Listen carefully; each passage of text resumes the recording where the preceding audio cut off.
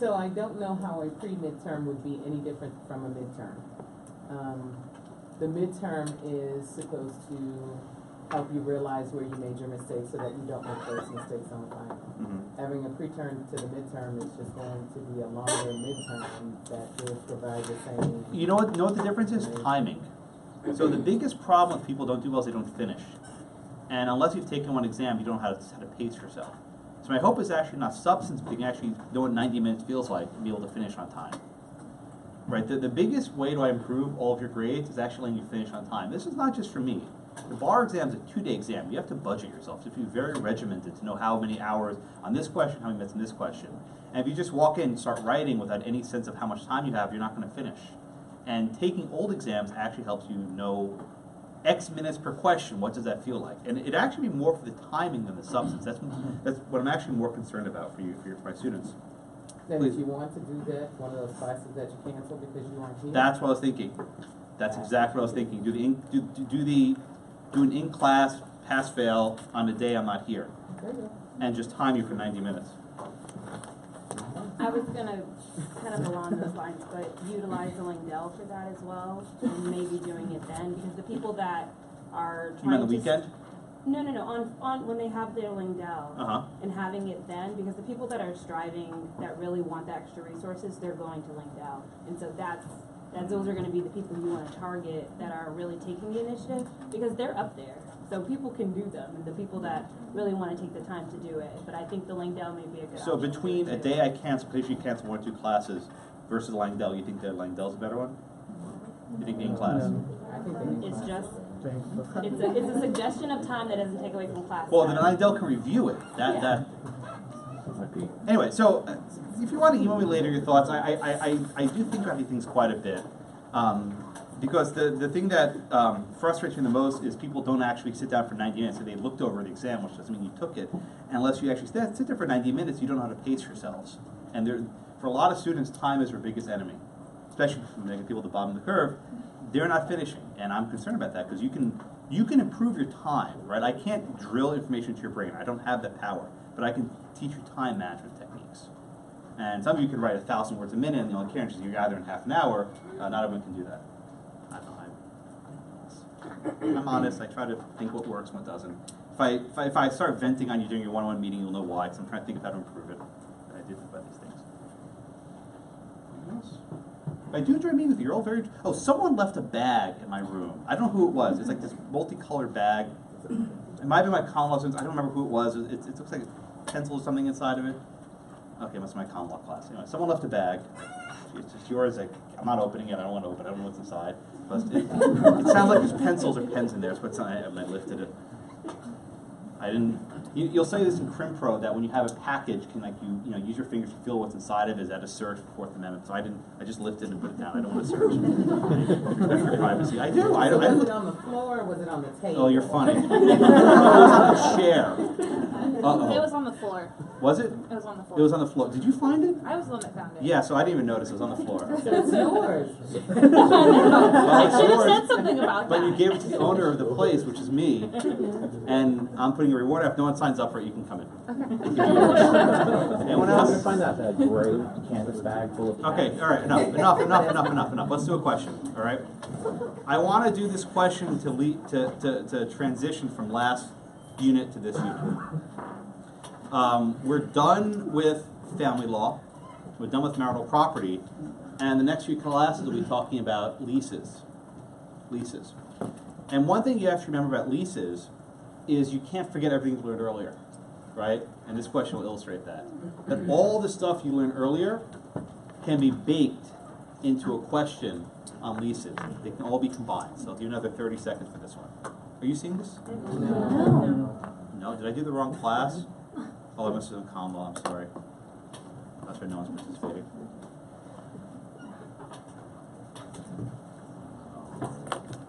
Quit. Alright. I ran in common law by mistake, sorry. Oh, now my common law people are freaked out they didn't participate. The emails will come in 30 seconds. Alright, try it now. You see it? Okay, good. It says Blackacre from lessor to lessee for 1 year beginning October 1st, then to A and his heirs. Okay, so a little bit of review. Does A have a reversion, a remainder, or none of the above?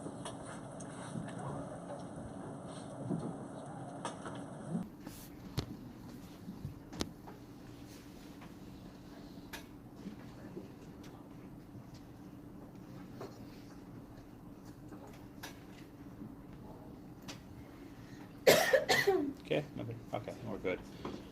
All right. Well, I realized last week half of you were absent because of the midterm of the legal writing brief, so you were not called on. I don't know how to segregate you, so I don't have to go down the rows. Where did I finish last week? Remember? Kelly, you next? Where's Dylan? You're next, Dylan. Dylan, what's the answer here?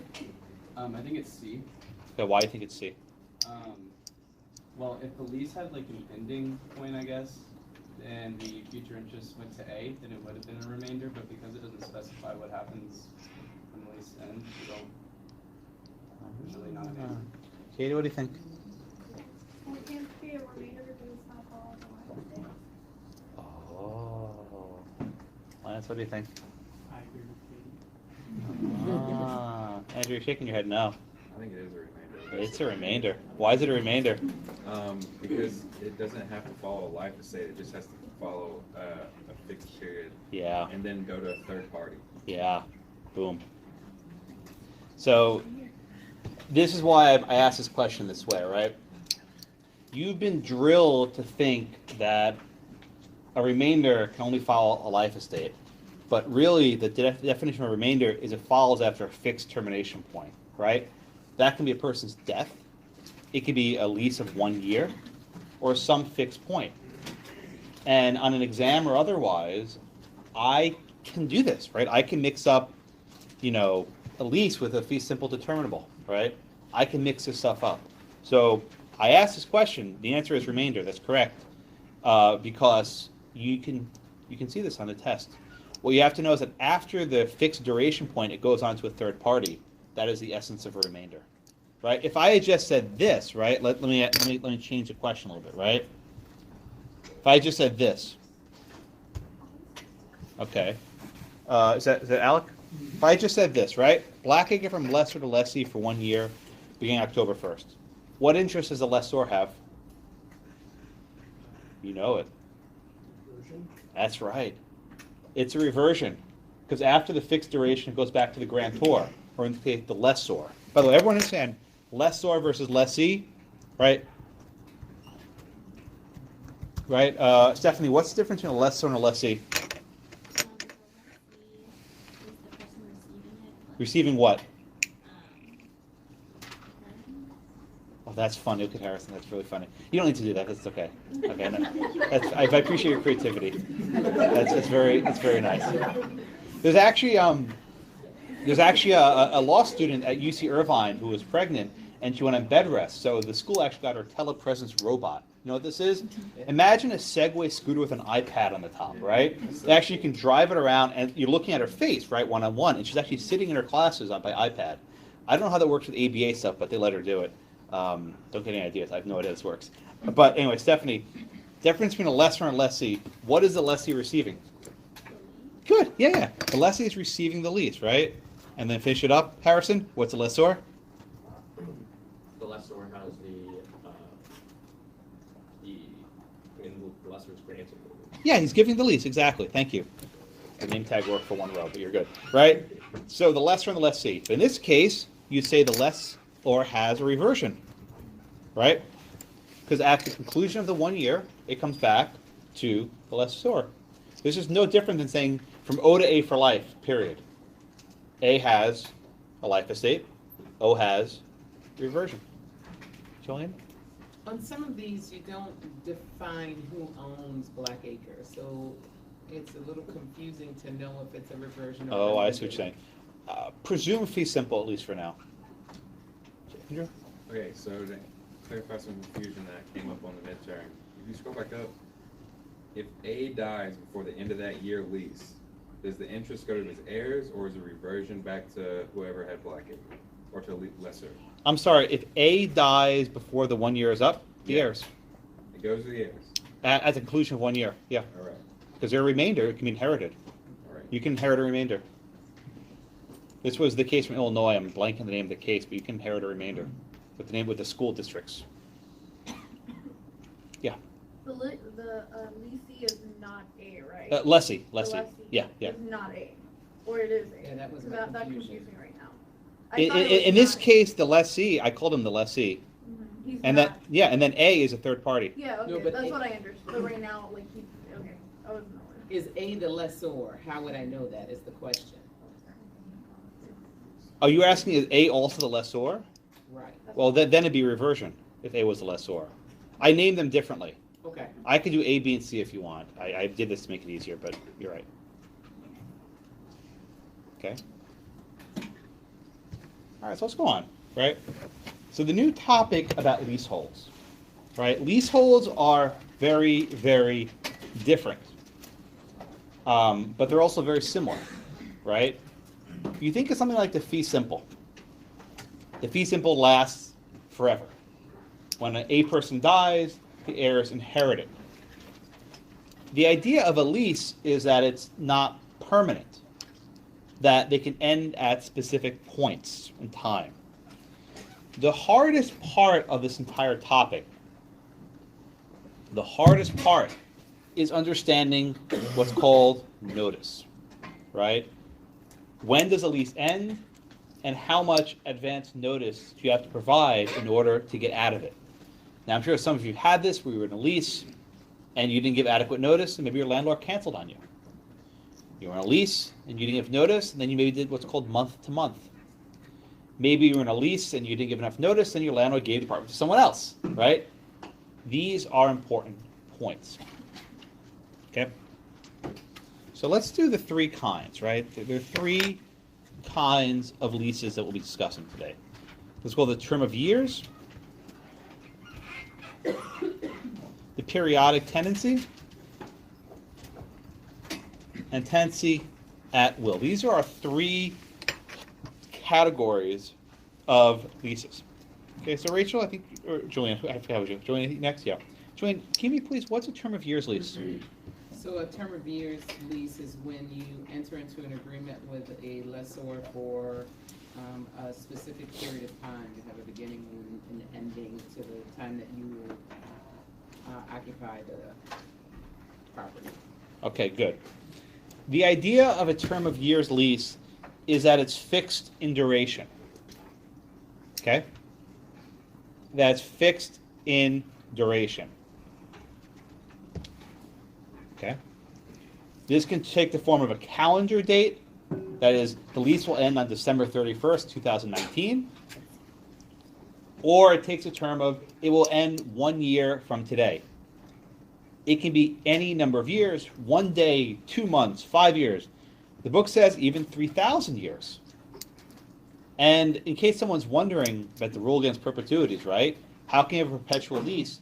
It's a single fixed duration. It's actually exempt because there's a fixed time. You know exactly when it's going to end, even though it's thousands of years long. Some states limit by statute the duration of leases. There was one, I think, in your book from California, Connecticut, a 999-year lease.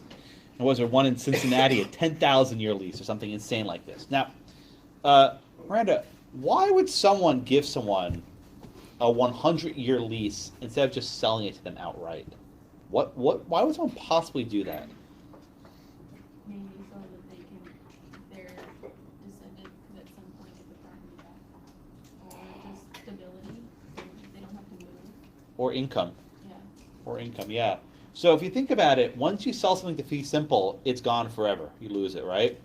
But with a 100-year lease, you can expect the lease to be paid 100 years. Now, at least back in the 1700s, most people didn't live to be 100 years old.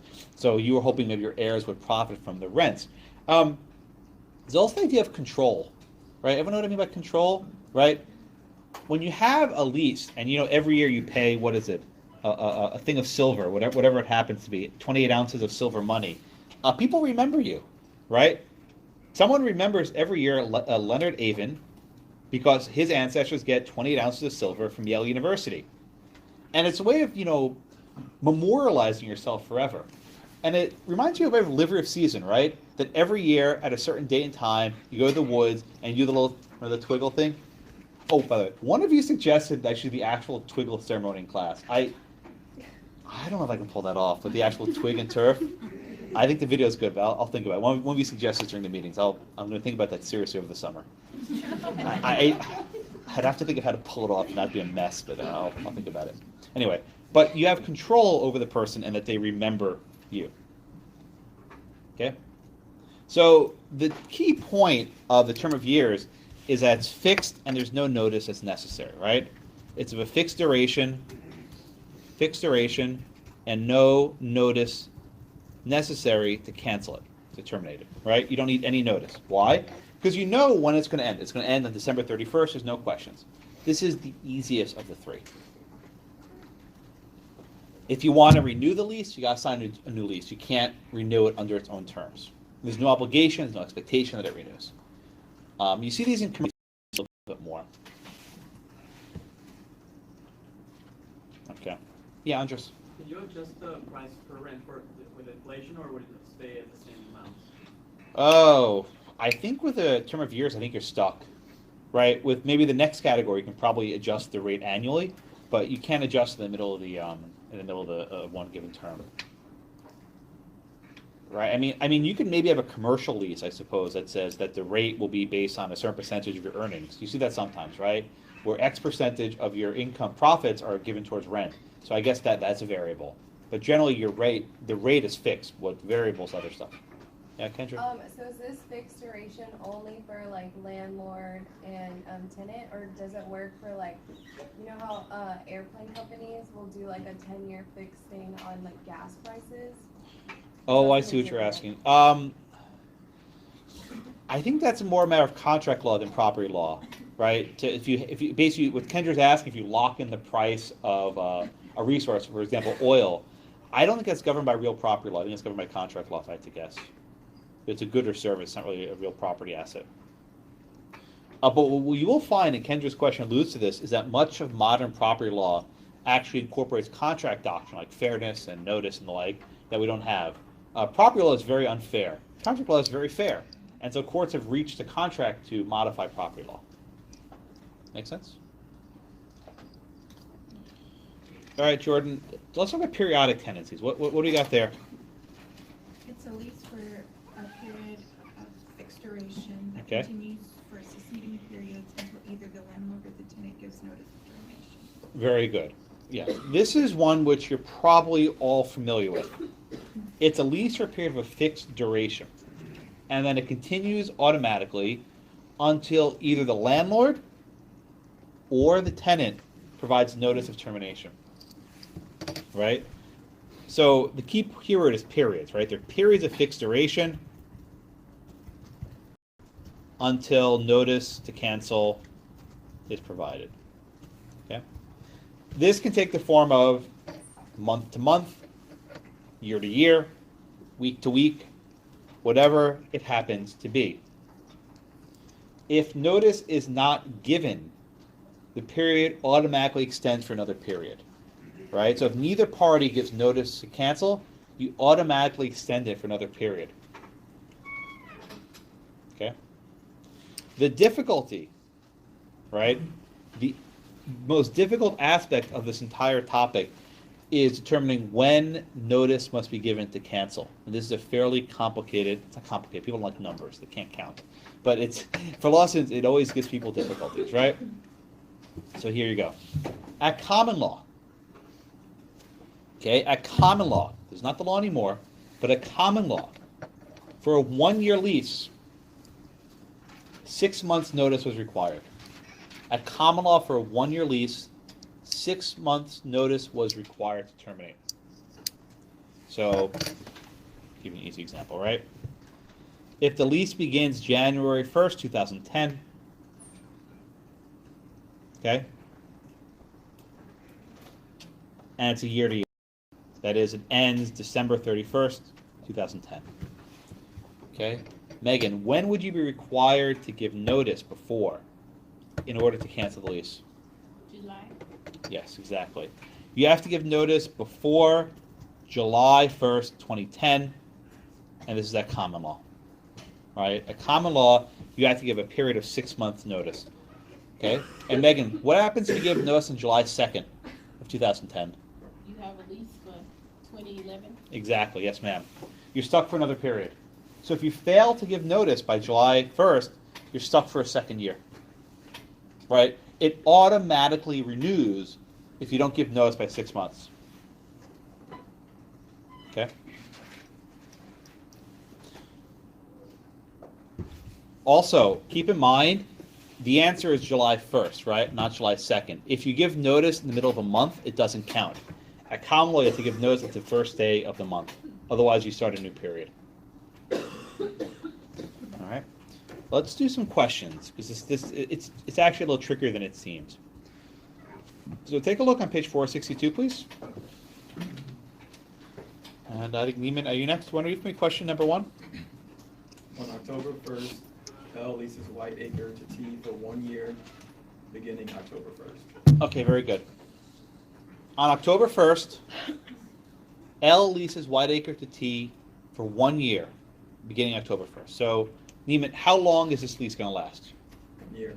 Okay, 1 year. 1 year, right. So what happens? The next sentence says, on the following October 30th, T moves out without giving any notice. September. Is a notice required here? For this? It hasn't been a year exactly.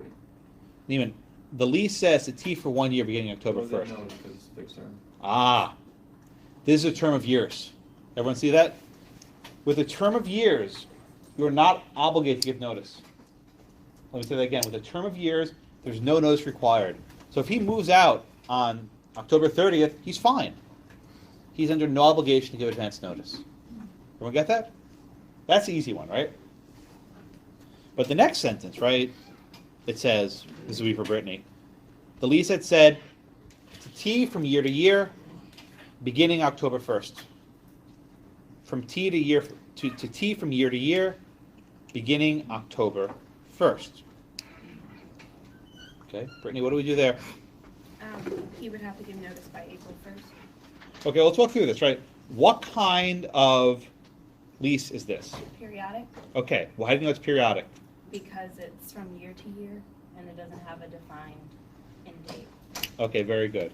We know it's periodic tenancy because it's not a defined end date, and it says from year to year. It says it literally, so you don't have to work on it, right? So we know it ends October 1st. So we count back 6 months, right? Right? May, June, July, August, September, October. That's what I just did, right? May, June, July, August, September, October. 6 months. So the notice must be given by, Brittany? I said April. I think you're off by count. So, okay, sorry. May. May 1st. May 1st, very good, okay? May 1st. If you don't give notice by May 1st, Brittany, how long are you on the hook for? Another year. Exactly, October 1st the following year. So you need a 6-month window to give your notice. Celeste, you want to take a look at the next sentence? It says, what if the lease had been for no fixed term at an annual rental of $24,000, payable $2,000 per month on the 1st of each month? How would you characterize this tenancy, Celeste? I was kind of torn between it because I kind of Yeah. want to say at will, but then at the same time I want to say the month-to-month is the periodic tenancy. So you're very, very good. This one is a little confusing, right? I think the majority of jurisdictions will call this one periodic, right? And even though it's annual rent, right, it's considered a year-to-year, right? Even though that the rent is divided monthly, it's a year-to-year. So I think at common law, you would need 60 days, I'm sorry, not 60, a 6 months notice at common law, okay, in order to terminate it. But you're right, I think Celeste, this could be considered an at-will as well. It's a little bit different. But I think the better answer is periodic. Any more questions on that? So number 2. All right, want to read Rebecca, please? My finder of lost things. Yes. It's not a snitch, but it's a bag, I suppose. The snitch, if the bag starts drilling into my floor, we'll know what it actually is. Go ahead. T, a month-to-month tenant, notified L on November 16th. Too soon? Huh? Too soon. Yeah, go ahead. Read another book. Anyway, T, a month-to-month tenant, notified L on November 16th, 2012, that she would vacate as of November 30th, 2012. T subsequently vacated on that date and paid no further rent to L. L, after reasonable efforts, finally relet the premises beginning April 1st, 2013. The jurisdiction in question has no statute prescribing the method of terminating a month-to-month tenancy. L sues T for unpaid rent for the months of December 12th and January through March 2013. What result? Okay, so what do you think? What do I think? How much notice is required in a month-to-month rent lease? Yeah, well, the month-to-month talked about that's a periodic tenancy, so that's Good. gonna be the 6 months. Whoa! But that's if it's a year. Oh, right. So that's if it's a year to year. Be very careful. Okay, you're right. It's 6 months notice once a year to year. What kind do we have here, Rebecca? What kind of periodic tenancy do we have here? Just month to no. Yeah, you're right. Okay. You're overthinking it. It's month to month. That's right. Go ahead. So when was notice have to be required? In order to vacate on November 30th, right? When would notice have had to been given? Be halfway through? Not No. halfway, right? In order to vacate by the end of the month, November 30th, when must notice have been provided? I'm not sure what you mean. Rebecca, like this, right? If I have a month-to-month lease, right, and I want to leave November 30th, 2012, what day do I need to give notice by? The 15th? No. The 1st. First. That's right. You need to give notice by the 1st of the month, right? Not in the middle of the month, not the 15th, the 1st of the month. So Rebecca, finish it up. Because T didn't give notice on the 1st of the month, how much are they on the hook for? What additional month of rent? Okay. By giving notice on November 16th, when are you on the hook till? The entire month, so the month of. What do you mean? When are you on the hook for? From the beginning of November through March. So. No, not March. No March, Mike? Through December. Exactly, right? December. You're on the hook for all of November and all of December. The lease runs out December 31st. I want to see why. If you want to vacate by November 30th, you give notice November 1st. By giving it on November 16th, you already burned November. But now you move a date to the end of December. So basically on the hook for the end of December. Okay? Now, here's the question. Mariah, it says, L, after reasonable efforts, finally let the premise on April 1st, 2013. Okay? Should the tenant be on the hook for the rents from January through March? What do you think? Should the landlord charge the rent when the person was out of the apartment?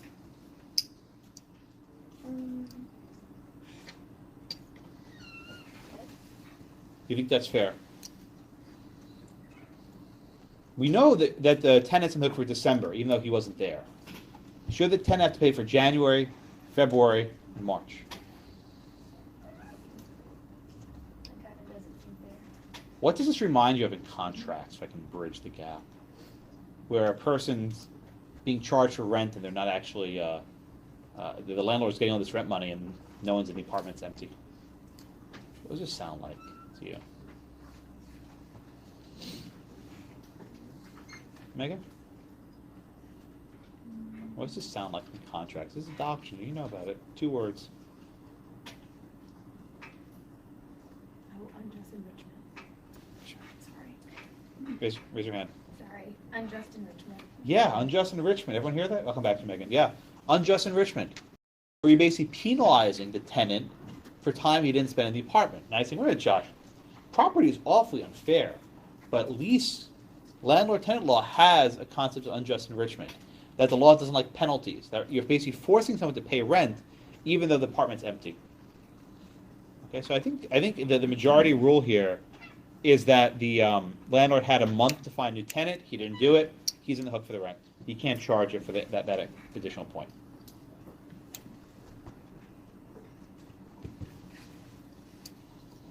So any questions on the periodic tenancy? If you don't understand these questions, go back to number 1 and 2 later. Yes, go ahead, please. For the November problem, you said she would be liable to pay the December rent. November and December, that's right. Even though she gave notice on November 16th that she would be vacating the premises. Yeah. You always need to pay 1 full month rent. There. I knew you were going to ask that, yeah. Yeah. You're always going to pay 1 full month. You might have a partial month as well, but there's always 1 full month of paid rent, which was obligated to pay. Understand? Yeah. See, let's stay wavelength. Yep. Kendra? No, never mind. Never mind, you sure? Yeah, no, yeah. Okay, that's fine. If you think of it, raise your hand again. What else? Anything else on number 1, number 2? All right, so Megan, let's go to the third category, right? What's a tenancy at will, Megan? It's a tenancy of no fixed period that endures so long as both landlord and tenant desire. Very good. There's no fixed duration. It continues until, all right. It continues so long as, to use the phrase, both landlord and tenant desire. It sounds very bad, but that's the word they use, so I'll use that word from the book. Right? There's no fixed duration. Now, wait a minute. Does this mean forever? Forever, ever, ever? Can it go on indefinitely? Okay. The more important question is, can it be terminated by one party? All right? Can it be terminated by one party? And this is the basis of the first case today. Actually, I think the only case, actually. Garner versus Gerrish. All right. Audrey, give me the facts, please, in Garner versus Gerrish. Okay, so we have Donovan and Leasehold the tenancies to Gerrish, and he, when they executed the contract, there was no council president. There was blanks on the form where he put in the name. Yeah. There was a fixed rent for $100 a month, and then also on the lease he said that for and during the term of quiet enjoyment for the first year of May, and then he said that Gerrish has attended continuing agreeing with the date of his own choice. Okay, very good. Thank you, Audrey. So this is a reason why people should usually hire lawyers, right? When they try to modify what are called form books. Everyone know what a form book is? I mean, these books don't exist anymore. But back in the day, you can go to a library or bookstore, and there'd be like a sample lease, right? And you would just make a copy of it, and you could fill it in. Right? Now you get these things on like NOLO.com, right? It's basically legal documents for non-lawyers. So you can imagine Mr. Donovan and Mr. Gerrish had a house in upstate New York, and they decided to give him a lease. And they write out this lease. And it says, the lease shall continue for and during the term of quiet enjoyment. Now, the reason why it's in bold is it's a blank, right? The blank stuff was the stuff that they wrote in by themselves. So for and during the term of quiet enjoyment, from the first day of May 1977, which term will end blank, and they filled in. Lou Gerrish has the privilege of termination. A little sick means it's an error, right? To be terminating this agreement at a date of his own choice. So Max, what do you think that the person who created this form anticipated would be inserted in the blanks? So first one says, for the term of blank. What do you think the person who drafted this form anticipated someone writing in there? When Lou Gerrish would want to leave. Yeah, the term of 1 year, right? Term of 6 months, whatever it is. So the first blank is fine. The first day of May 77, that's fine, right? But then which term will end blank? So Max, what do you think that the drafter of this form anticipated someone writing into that form? Yeah. Specific time period. Yeah, when the guy's going to move out, right? You've all signed leases. You've probably signed hundreds of them in your lives, right? Between a lot of you. You have a beginning date and end date, January 1st to December 31st, whatever it happens to be. But they decided to get creative. Instead of giving the duration of the lease, they wrote quiet enjoyment. And you'll find this phrase next year on property 2. Quiet enjoyment doesn't mean that it's like, shh, but it's very like a library, right? Quiet enjoyment means that no one will bother you and assert superior legal title, right? It means no one's going to come along and say, aha, Blackacre's mine.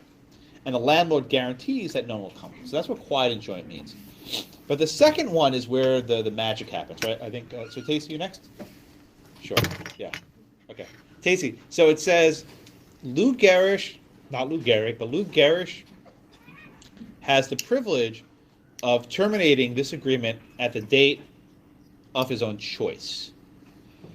So if you were not a lawyer, right? Think back to a year ago when you were in law school, and you just read that as a random person, not a lawyer, right? How would you have understood that? That only he can terminate the lease and the lessor can't terminate the lease. Okay. And if the lessor, that is the landlord, doesn't want to, if the landlord can't terminate it, does it go on forever? For as long as he's alive. Bingo, right? So as this is written, I think they said it's basically a lease for life, right? A lease for life. In other words, that Gerrish can keep it for the rest of his life.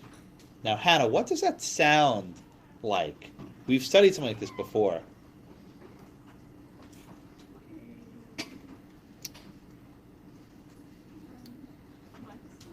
Yeah. Doesn't it sound like a life estate? Why, Hannah, why do you think it sounds like a life estate? It sounds a hell of a lot like a life estate, doesn't it? But the difference is rent, right? That's the big difference. With a life estate, it's you give it to Blackacre to A for life, there's no obligation to pay rent. Here, was it $100 a month, whatever it was, right? There's a monthly fixed rent. So you can't treat this as a life estate. But it looks a lot like a life estate because it goes on indefinitely. So everyone see this, right? So if you just read the lease, the landlord has zero power, no power at all to cancel it. Now, has anyone ever been a landlord? Shannon, raise your hand, right? Would you ever sign a lease like this? No. Why I had an ugh right there. Why ugh? No. Well, because I had tenants that were doing work in my house, but you never know what you're going to get. Right, and I think Shayna's instincts are strong here, right? When you're the landlord, you're not giving someone basically a perpetual license to live in your house, right? You might as well just sell it if that's what you want. But Mr. Donovan appeared to draft this language. Now, maybe he was a lot more trusting than Shayna, right? Maybe Donovan and Gerrish had a relationship. They knew each other. They trust each other. But this will survive. This lease survived Donovan's conveyance, right? Donovan was no longer the owner, and now Garner was the owner. So, Christiana, what do we do here, right? Mr. Garner gives notice that, hey, you scram, and Gerrish is like, screw you, this is mine. What does the court do here?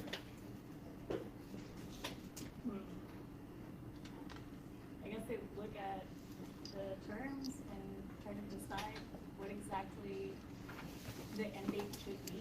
Well, Christiana, let me ask the question differently, right? Okay. At common law, if a lease said that one party has the power to terminate, what do they say about the other party? That they're at the mercy of the person. No. Anthony? The court basically, they found for the plaintiff because they said... No, at common law. At common law first, right? What was the common law rule here? That if the lessee had the power to terminate, what did the common law court say about the lessor? You want to try, Christiana? Okay, it says that it had to be at will of both lessee Yes. and lessee. Yeah, okay, both you tag teamed it. Very good, right?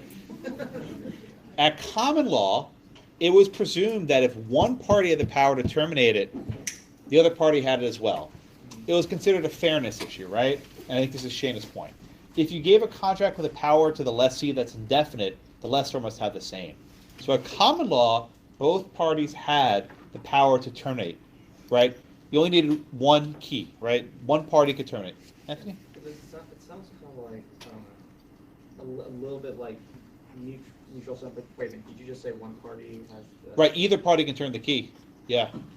Yeah, it sounds like a unilateral assent. It just needs one. Exactly, unilateral assent. Very good. Right, and that was the idea of tenancy at will. The landlord can throw out the tenant any time, and the tenant can piece out without having to pay a rent, right? Mm-hmm.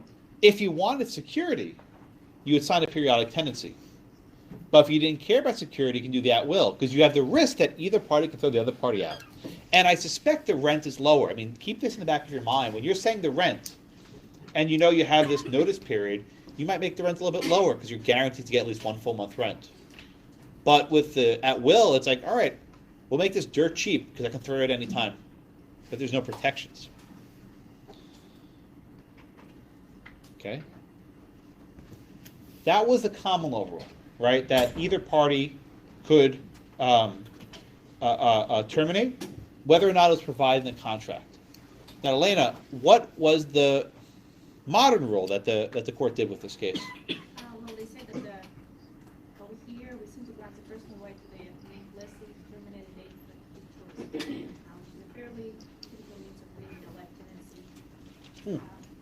I'm sorry. Let's start a little bit simpler, Elena. Did the court here adopt the common law rule? No, they did not. So, Elena, under this modern rule, if there's it only speaks of one party canceling it, do we imply that the landlord can also cancel it? I think they did. No, they did not. They said that actually they found for the plaintiff as well. Very good. So the modern rule, right? The modern rule here is that we honor the intent of the parties. We honor the intent of the parties. If Mr. Donovan gave the tenant the absolute right to terminate, it's the tenant's right alone and not the right of the landlord. We don't infer that the landlord also has a power of termination. So they abandoned the common law rule. Okay? So then, Chelsea, if we abandon the common law rule, who's the only party in this case who can terminate?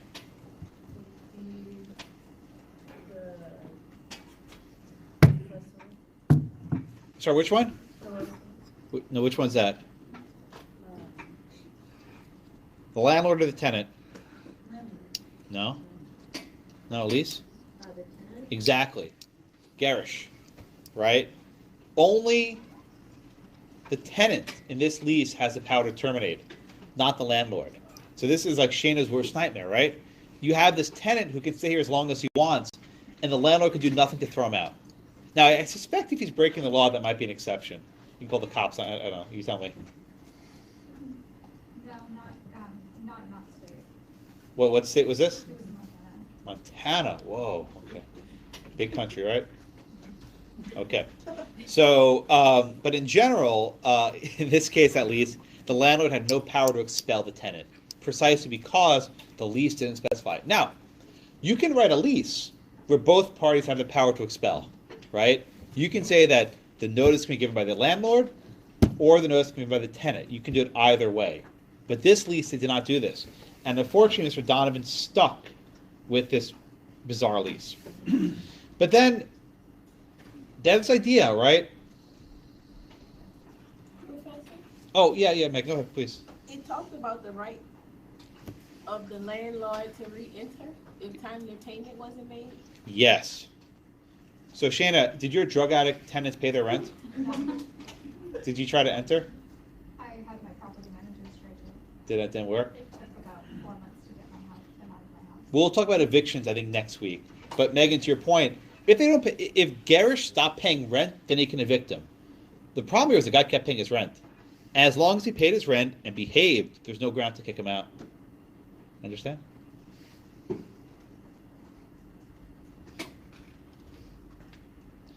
So, oh yeah, go ahead, Madison. Obviously, that doesn't apply if it's specified in the lease that you can do it, right? For certain reasons. So we'll talk about evictions next week, but the bottom line is eviction law is subject to a very complicated system of laws, right? And even if you put a term in your lease that says I can kick you out right away, the jurisdiction's laws may trump that. So if the law provides for protection for tenants, the tenants can't contract around that. That there are limitations on what sort of terms you can put in. Ready? Does that apply, so while they say this is modern law, are there protections for lessees where this may not be allowed? Where you can just say, all right, it's sunny today, I don't want you here anymore. So generally, we'll talk about eviction next week. Every jurisdiction has laws concerning evictions, right? In some jurisdictions, like in New York City or Boston, it might take 9 months to evict someone. In Harris County, it takes about a month. So it varies based on whatever jurisdiction you're in. No matter what you put in the lease, the jurisdiction you're in has various laws. That would trump even a tenancy at will. Yeah. The tenancy at will doesn't really exist anymore. With all the various landlords. I mean, it exists, but more in a commercial sense. The commercial leases are very different. Residential leases, they're given so many protections. It doesn't really exist in this form. Thank you. Yep, my pleasure. So the case mentions this phrase. They say it's a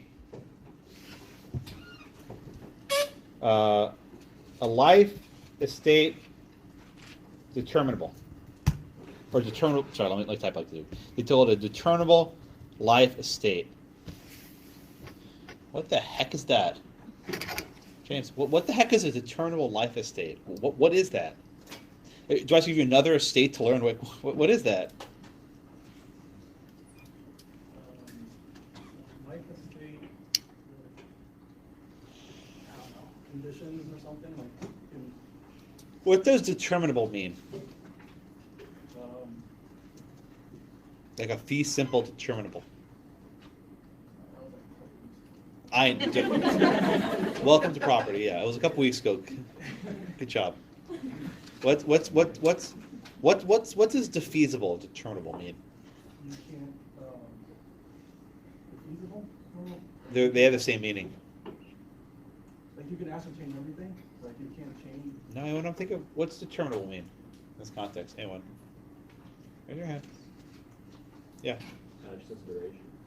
And it does it necessarily have to go to the end of the duration? No. It can be cut short, right? The idea of determinable means it can be cut short. So this idea of a life estate determinable, or determinable life estate, means an estate that could end at the person's life, or at the tenant's option, can terminate before the end of his life. Now, wait a minute, Josh. Wait. No. You told me, Josh, there are only 3 types of leases. There's a term of years, the periodic tenancy, and the tenancy at will. What the hell is a determinable life estate? Like, where did this come from? Where's this come from? Louder?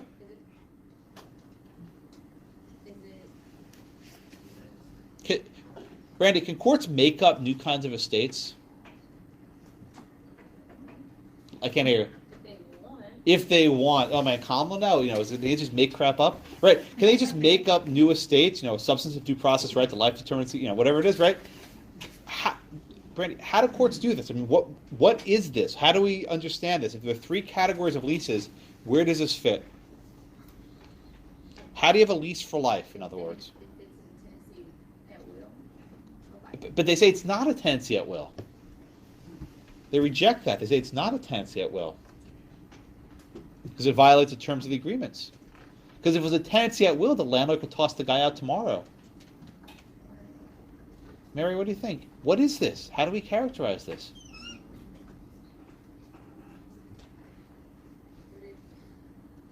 Periodic tenancy? There's no period.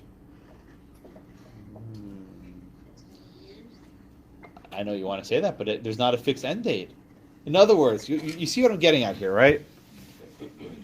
There are certain types of estates that don't fit neatly into a category.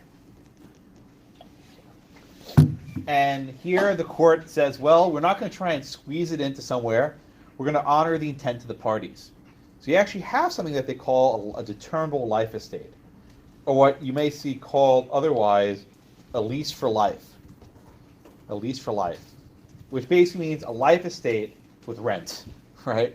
Which is, I think, Brittany's question a minute ago, right? That's what we have here, right?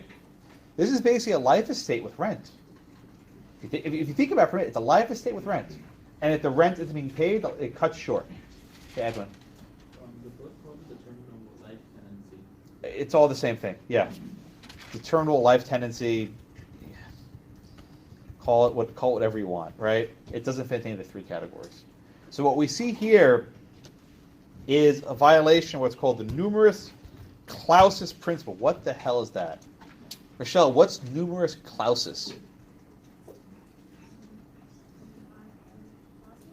I'm sorry? You're guessing? It's in the book. It's in the book. I'll come back to you. Brooke, what's numerus clausus?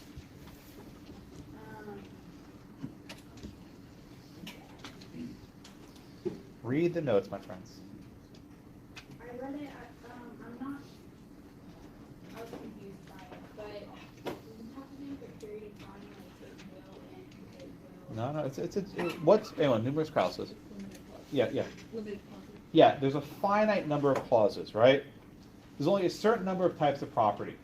Whatever the number is, it's X. So if there are 3 types of leases or 3 types of leases, you can't make crap up, right? You can't make up new estates. So this principle is controversial, believe it or not. People argue about this, because if this was the answer, then we'd still be stuck in feudalism, right? We have modern estates because judges develop new types of interests. But here we have the court in 1984, right, developing these new types of estates.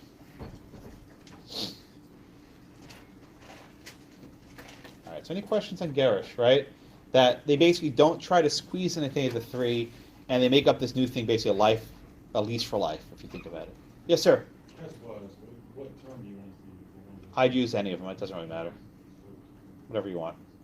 I don't know what you mean. You'll see it many different ways in different books.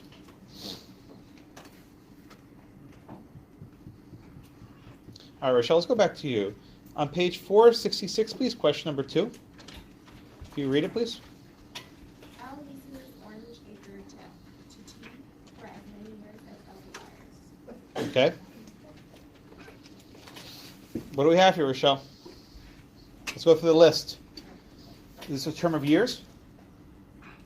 It says a term of years, but there's no fixed. Ah, very good. Rochelle, is there any fixed duration here? No? Okay. Brooke, let's go on to you. It's a periodic tenancy. Is it a periodic tenancy? Okay, why not?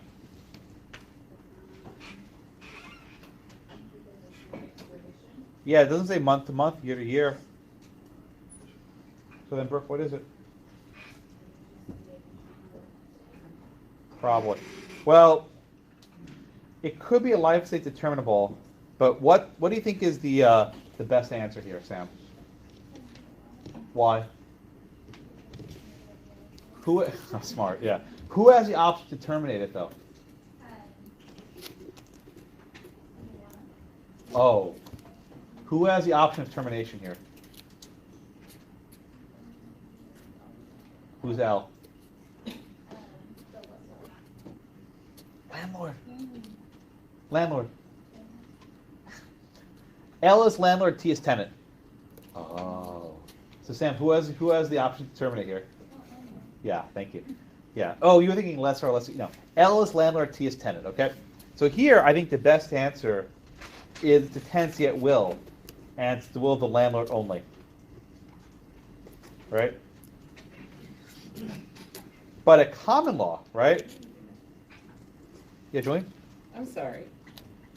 If only the lessor can terminate. Landlord. The landlord can terminate. How does the tenant ever leave? He kicks him out. No. What if Oh, you're saying so the tenant's trapped there. That's what it sounds like. So the tenant can always leave, right? The tenant can always leave. He's not a slave, right? He's not chained to the land. Right. So the tenant always has the option to leave. He can just stop paying rent and walk away. Right, but can he leave without penalty? And at what point and how does he give notice to leave without penalty? He would probably have to give just 1 month notice, or I'm sorry, one year's See? Yeah, I think in this case, well, if the tenant wants to leave,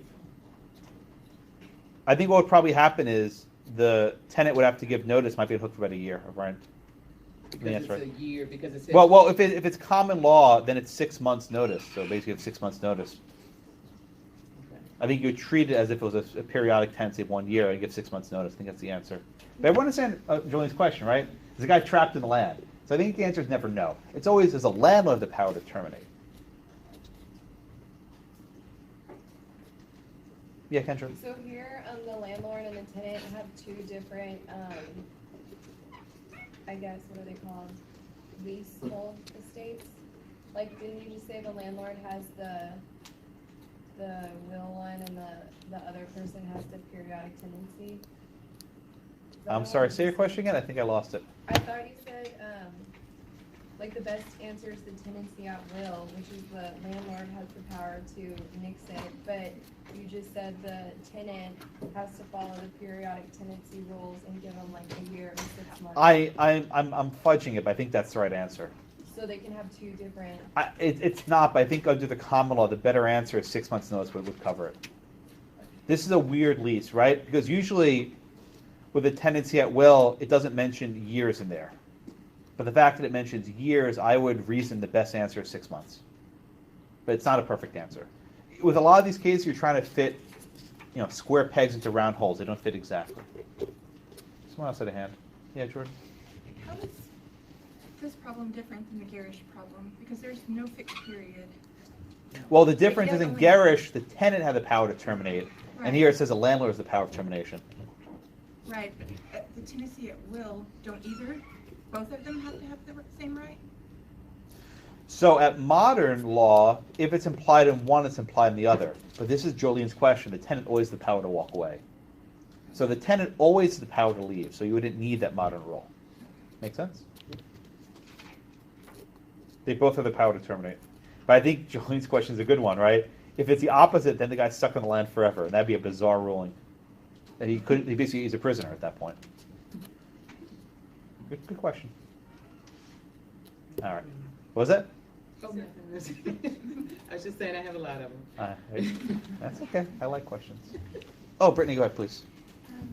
The book pointed to in periodic tenancy that death does not affect the term of years. But it would kill this one. Right. So if the tenant dies, it terminates right away.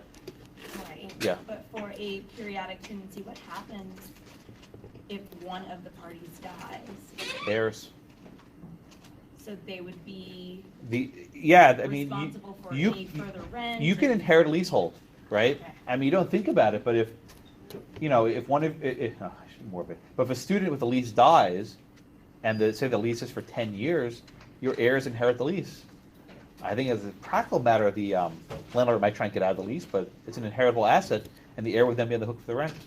I mean, you can decline it, right? You don't have to accept a leasehold inheritance. You can decline it, but it can be his inherited asset. Right, so you can be... Right, they can't force you to pay it, but if you accept the leasehold as inheritance, then you're on the hook for the rent. Okay. But they can't sue... With an inheritance, you don't have to accept it. There are also tax consequences. You don't have to take an inheritance. You can decline it. The reason why at common law it was okay to inherit a fee simple is it's yours. You don't have to pay anything. But with rent, there's an obligation to pay every month. Understand? Yeah? Yes. Okay. I think Kendra and then Ann. So what you're saying is with a lease, like if I die and I have, like my grantor would he, so like my parents, would they have to pay for it? Well, whoever your heir steps into your shoes. But like if my dad signs saying she doesn't pay her rent, I'm responsible. Well, that's a cosign. That's a different idea. That's different than if, say, you're the leaseholder, sole leaseholder, then you inherit. Right? This is not like a joint tenancy where if one heir dies, goes to the other one. It's an inheritable asset. Ann. So going back to the inheriting of the lease, if grandma dies and she leaves you $500 or $500,000 and she has this 10-year lease, if you take the one, you have to take both, or how does that work? Can you refuse the lease and not? No, you take the good with the bad. Okay. So then you would be on the hook for the rent. I think so. Yeah. Let's do question number 2. Who's next? Josh. All right, read question. I'm sorry. And then the second question, which is question number 3. I'm sorry. Rent payments of $500 a month, L leases unit fee for the duration of the war. What is the fee at? All right, let's walk through it. Is this a term of years, periodic, or something else, right? At will? So is this a term of years, Josh? I'm asking, is this a term of years? I think it is. Okay, what's the duration? The length of the war. How long's that? I don't know. Do you know how long the war is? Does anyone know how long the war is? What's the definition of a term of years, Josh? Fixed in duration. We do not know how long a war is, so this cannot be a term of years. Joey, is this periodic tenancy? How come? There's no fixed duration. It says 500. No, not fixed duration. There's no fixed. Use the wrong word. Actually, it's the periodic tenancy. There's no fixed blank. What's the definition of periodic tenancy? Period. There's no fixed period, right? It's not from year to year, month to month. So Matt, what do we got here? Is there anything in the language here which suggests the tenancy at will?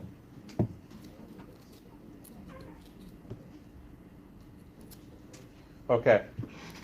So the best answer is probably a tenancy at will, even though it makes no sense, right? There's nothing in here about the landlord having the power to terminate. There's nothing here about the tenant having the power to terminate. There's just nothing in there at all at either point. Okay? But I think the best answer is the power tenancy at will. But this was actually a fairly common, what do you call it? A fairly common estate during World War II, right? Because imagine people go off to war, and people are fighting. So, okay, you can have this so the war's over. Now the war might last like 7 years, whatever it happened to be, but they sign a lot of these leases. Yes, it's something. Go ahead. It's not. That's the best answer. I didn't say it was. Okay, because I was thinking of periodic tenancy. What's the period? Until the war is over. You said a periodic tenancy can be year to year, week to week, so. War to war? I mean, war to last, weeks, months, I think a period has to be a duration of time. I don't think it can be an event with an unknown length. Because a week is 7 days, right? A month is 30 days. A war can be 100 years. So I didn't say it was a tenancy at will. I said it's the best answer. Okay.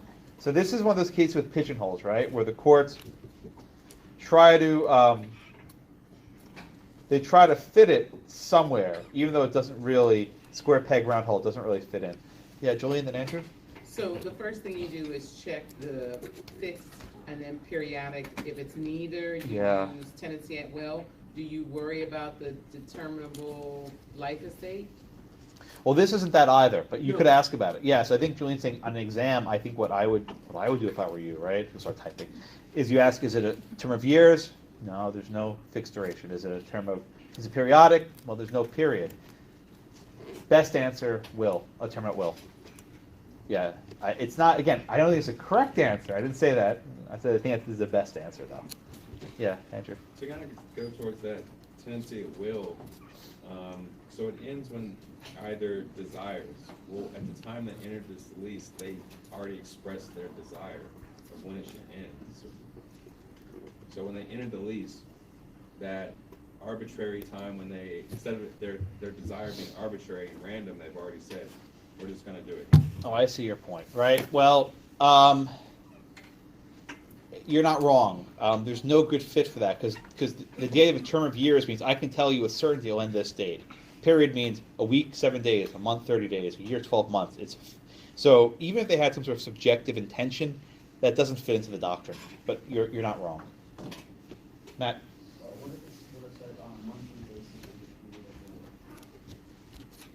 Oh boy, a monthly basis for the period of the war. That sounds closer to periodic tenancy with you basically keep going renewing till the war is over. I think it'd be more like a periodic. Yeah. Okay. So mine's along the lines of the Trump's question because just like he just said, if it says, you know, the month to month period, it says $500 a month. Oh, you're saying the rent tells you the term. So why can't it be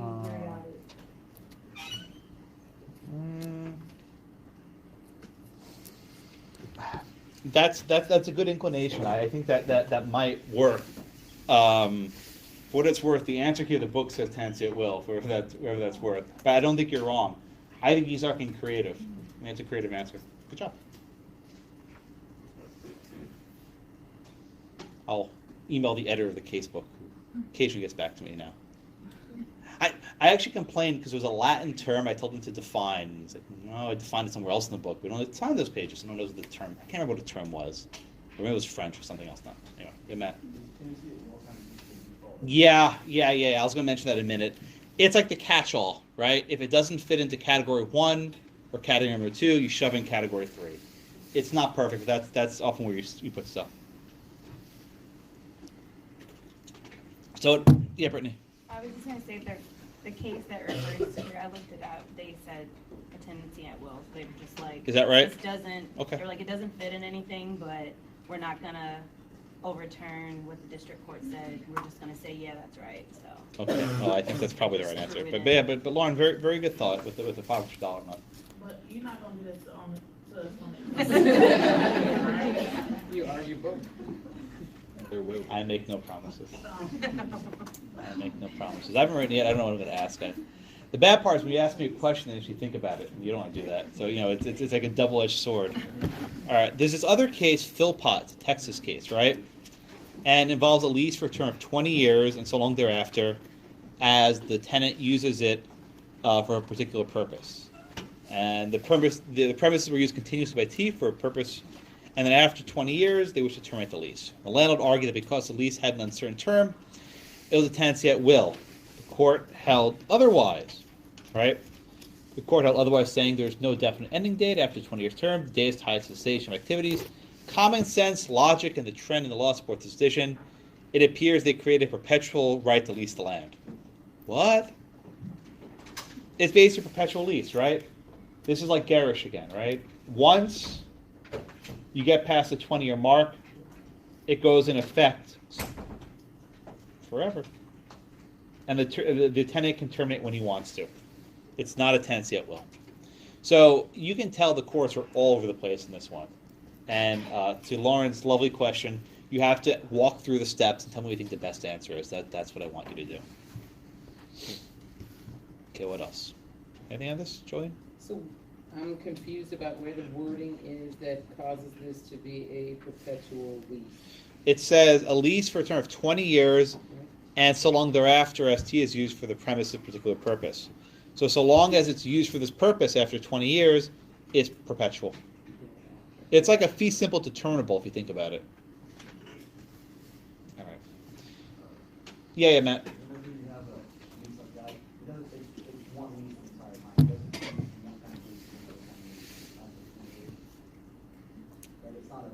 Yeah, no, it stays the same.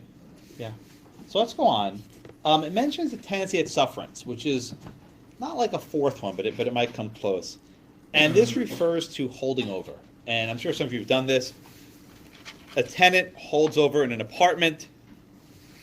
The landlord has a choice. Does he move to evict them, or does he allow him to create a new lease?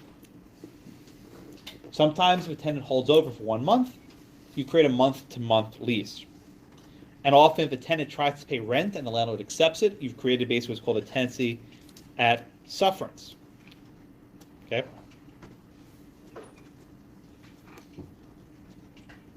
In Texas, at least, if an occupant is a tenant in sufferance, the landlord must give a tenant, paying attention, Shana, 3 days written notice to vacate before you file a removal action.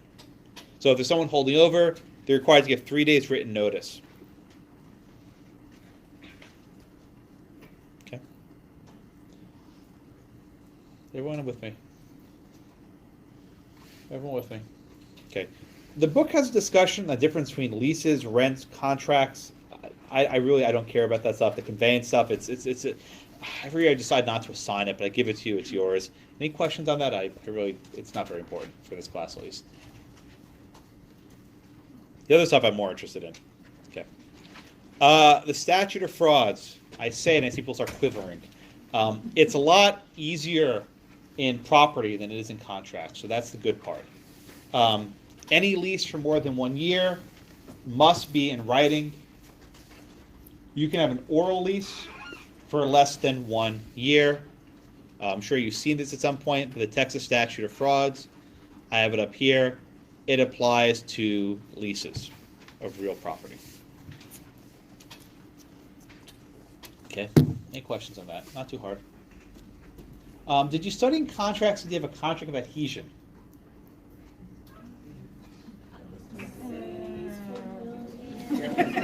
All right, so let me explain it like this, right? Has anyone ever gone to sign a lease and said, you know what, I don't like these terms, can I change it? And what does the landlord say? Get lost, scram. Now, there are two ways of looking at this, right? One is through what's called a contract of adhesion. When you think of adhesion, think of like it's sticky, right? You're stuck to it, you can't escape it. And it's an abuse of power. That the landlord controls the terms, and you as a poor, lowly tenant, you can't negotiate, because if he doesn't take you, he'll take someone else, right? So it's the idea of an adhesion, and people say it's exploitative. There's another argument, and they include Judge Posner excerpt in your book, is that this is done for economic efficiency. That if every single tenant can negotiate his own lease with custom terms, it'll be very expensive and cost prohibitive, right? Look at Garner and Gerrish. They tried to do a lease by themselves, and they totally screwed it up, right? So having a form lease has both pros and cons, depending which side you're on. A number of states have what are effectively standardized leases that all tenants have to sign. Texas has something like this. The downside is those are generally drafted by real estate agents, people in the lobby, so they usually know what they're doing. But those are perhaps better than specified leases that parties can give you. Okay. Any questions on the statute of frauds or adhesion contracts? Okay, the last part's a little bit more interesting in terms of, we don't talk about this much, but it's about tenant discrimination law. And if any of you ever get involved in civil rights work, this is probably a very big area for you to work in. So under federal law, landlords can't discriminate on the basis of race, gender, and national origin. Some jurisdictions have prohibitions on sexual orientation discrimination. That is, you can't deny a married couple housing to a gay couple, but not all jurisdictions have these. Much of this stems from Reconstruction, which you said in Conlon, I hope. The civil rights, I had breakfast with Alfini this morning. He tells me all the things he's talking about me in class. It's fine. He's leaving soon. This is his last semester teaching full time, so I'm going to miss him. He's a good guy. So you have the Civil Rights Act of 1866, which ensures that the right to inherit, purchase, lease, sell, hold, and convey real property cannot be discriminated based on the account of race. Even more recently, you have the Fair Housing Act in 1968, which prohibits discrimination on the basis of race, color, religion, sex, family status, and national origin with selling or renting apartments and houses. One note, small landowners, right? For example, a single-family house that rents a room, they are generally exempt from these sorts of laws. So the law actually countenances small landlords discriminating and saying it's just fine to do that. Only if it's more than a certain number of units. I think it's 4 families are subject to it. Okay. You'll learn this if you take an employment discrimination class. I'll mention it briefly now. There are generally, I don't know what that was. There are generally 2 ways to show discrimination. And you may have seen this before. Disparate treatment and disparate impact. Disparate is like different, right? You're treating people differently. To show disparate treatment, you have to show that there's evidence that the seller intended to discriminate, right? This is generally blatant evidence. Like, says, you know what? I don't want to rent my house to people of X race. Okay? And if you can make that showing, the landlord must show, no, there's a non-discriminatory reason why I did this. You can also have something a little bit more casual. People saying, well, I screen all the applications, and it just so happens that all people of X race were not given leases, whatever it happens to be. Okay. The second approach, what's known as disparate impact, is different. The argument here is that even if the reason given for selling a piece of property is neutral, that is race neutral, if the effect of it disproportionately burdens members of a protected group, then it might violate the law. So that you may not have an express overt racial animus, but if the effect, right, the impact, if you will, of the policy has this sort of impact, it might run afoul of the laws. It's a lot harder to show the second one than the first one, right?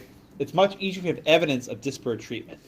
Proving disparate impact is really tough, and the Supreme Court fights on this for years, and they go back and forth, but that does exist.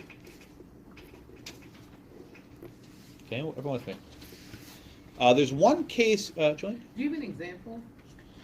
It would take me way too long to explain. Okay. I do. There was a case called Mount Holly at the Supreme Court a couple years ago. It'll take me 30 minutes to explain it. So I can't do it in 5 minutes. But I mention it briefly. One other case, which you may cite in common law. Do you Shelley versus Kramer in common law? So there's a very famous Supreme Court case involving a racial covenant. Okay, what's a racial covenant? Effectively, in the deed of a piece of property, it's written that you can't sell this house to a person of certain races. And the Supreme Court held that the enforcement of these racial covenants was unconstitutional. That even though private parties can make arrangements that are perhaps racial in nature, that courts cannot enforce them. That the enforcement of these covenants, these restrictions, are a violation of the 14th Amendment.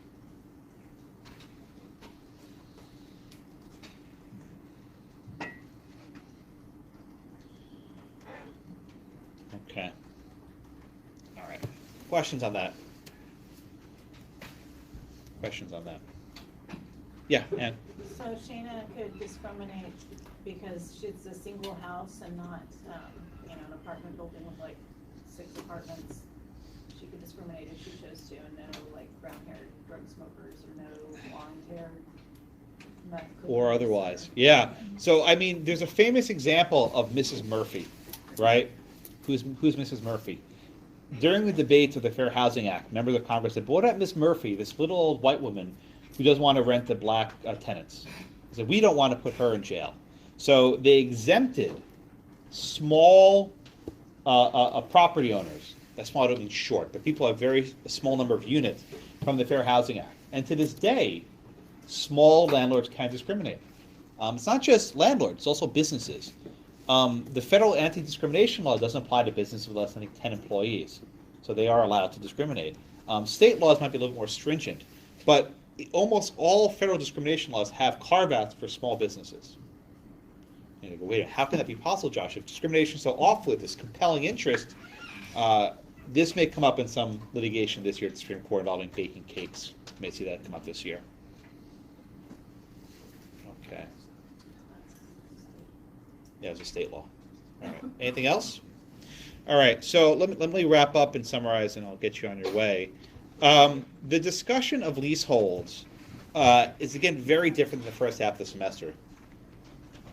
The first half of the semester is all about very brutal future interest, right? If you stop using a property for being a school, you lose it immediately, it cuts it right away. Landlord-tenant law is very different. It's been influenced by contracts. It's much more permissive and was more friendly to the tenants. It's much less friendly to the landlords. So poor Shayna took her forever to expel her drug addict tenants. That is not atypical. And the next class, we'll talk about what happens when you actually have delivering possession of properties and if you want to do subleases. Anything else? I'll see you all next week. Or on Thursday. Thank you. I don't know where I am. No,